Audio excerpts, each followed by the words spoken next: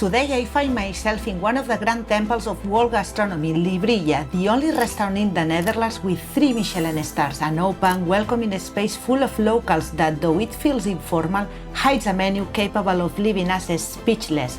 This place was once a library and even a women's prison. Today it's a sanctuary of contemporary cuisine, beating with the same passion with which Jonnie Boer founded it.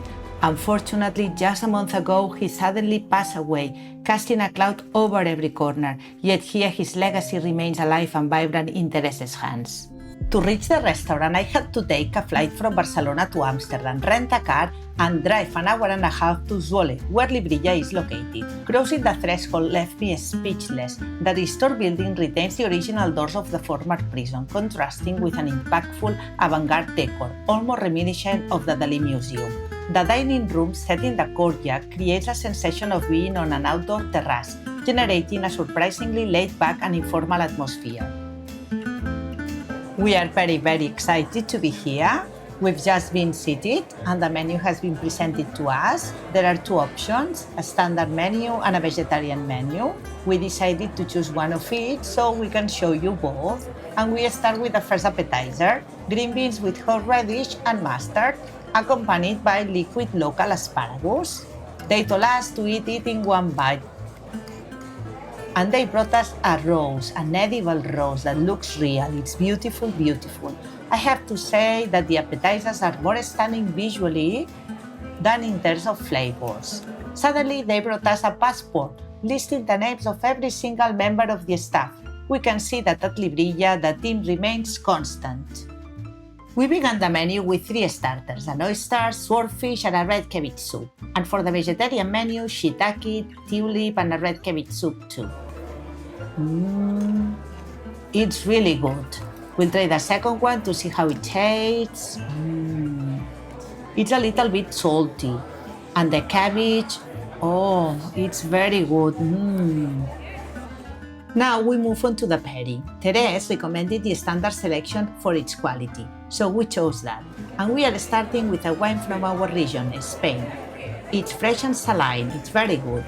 And here they prepared for us drunken eggs, which are caviar raw macerated in alcohol. Here we see the 2 versions, the vegetarian turnip, truffle and grapefruit, and the standard based on caviar. This dish is very surprising, very creative.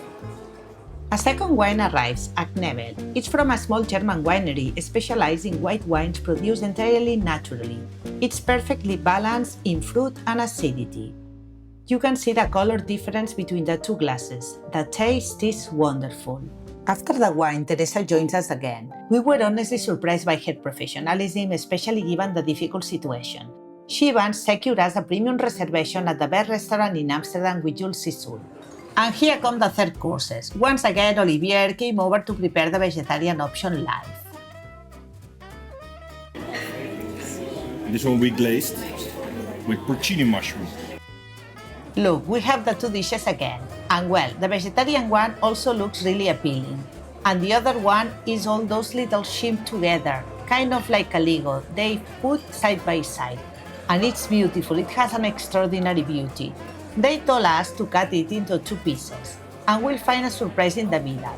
Let's see. I think it's foie, apparently. The foie with the contrast of the mini shrimps. Wow! Notice they brought us this vertical knife with a really original purple butter and a piece of cereal bread. They also serve this spectacular dish with langoustine and vanilla juice. Olivier has been explaining to us how they make the vanilla juice and the process behind it. But first I'm going to show you the matching dish for the vegetarian menu. Just one moment. And honestly, looking at both, we feel a bit more drawn to the one on the right. Wow, it's delicious. It's not just a bright green appearance, the flavor is incredible as well. Really very good and tasty. Olivier told us he could show us the restaurant's interior, so we followed him. We could see everyone at their tasks, thousands of hands in motion, utensils flying, absolute concentration. The space is organized into 4 work zones, and in the last one, the supervisors ensures that every dish leaves flawless. In venues of this level, the pursuit of perfection is evident in every detail. They also told us about the exclusive marinating process they apply to the fish and the cauliflower, ingredients we'll enjoy shortly. And then they surprised us with a wonderful shark skewer right there in the kitchen. Can you put your fingers? Let's enjoy this snack they just prepared live for us. It's lovely, lovely. Let's also try the vegetarian one. It's super sweet, very sweet. Now let's go to the wine cellar. Come on, follow me.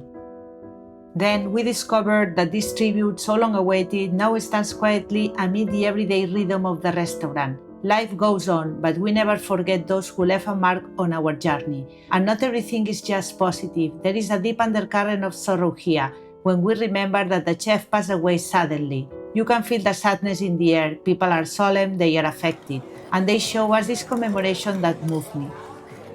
As we see all these mementos, especially down in the cellar, I have to say I felt like Jonnie's soul was right there with us. And so we continue to enjoy everything he created at the Librije, even with a bittersweet feeling. They've just brought us this marinated fish that looks amazing.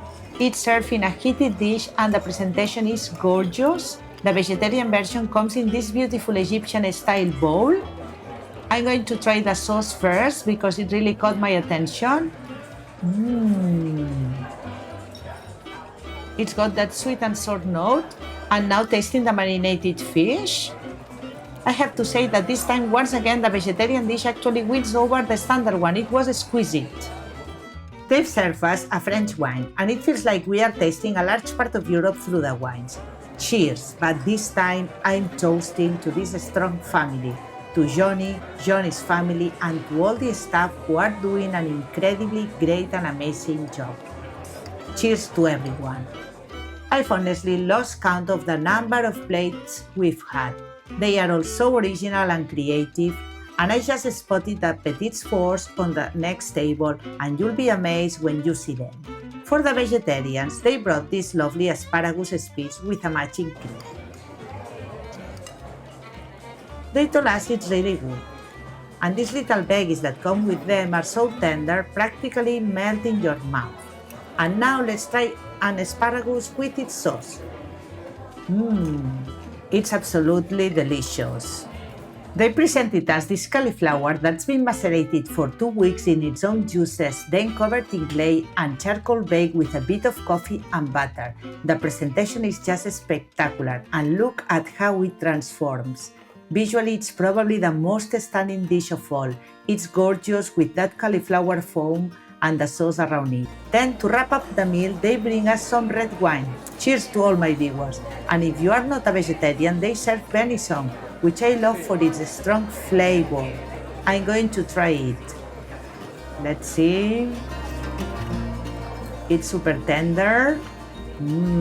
Lovely. But no worries, on the vegetarian side, we've got that cauliflower with the sauce underneath, and it's just impressive. It really takes a skill to create a vegetarian menu that stands right on par with the standard one. Let's see.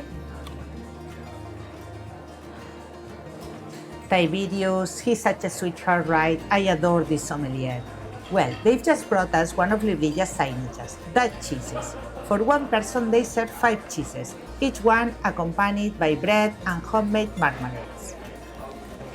Let's see.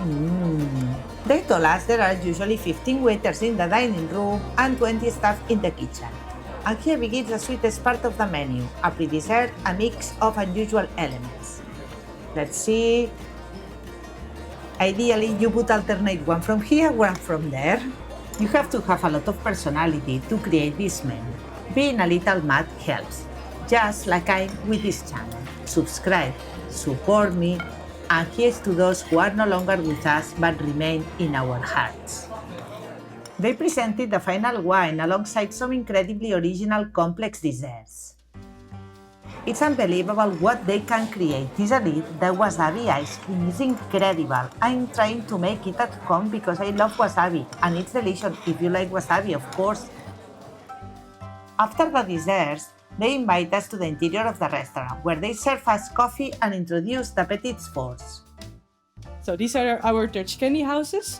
We have the typical Dutch candy with our own flavors. First we have the sour cane with strawberry. This is a licorice pillow with beetroot. Raspberry with chili pepper. A butter waffle with banana. Cinnamon pillow with yuzu.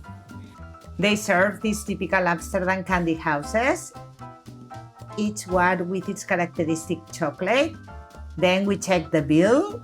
It's 1,141 euros for the meal for 3 people, including one wine pairing at 147.50. The other 2 diners only drank water. With this menu, there's about 1 year waiting list. Librije is so much more than a temple of high Dutch cuisine. It's a living testament to Jonnie and Thérèse Boer's love for the land that saw them born and the shared passion that united them. Today, with Jonnie's memory beating in every corner, Thérèse carries on his legacy with moving strength, determined to keep the 3 Michelin stars they earned together, ensuring that in every bite the story of a country continues to shine. My best wishes for Librije to keep shining.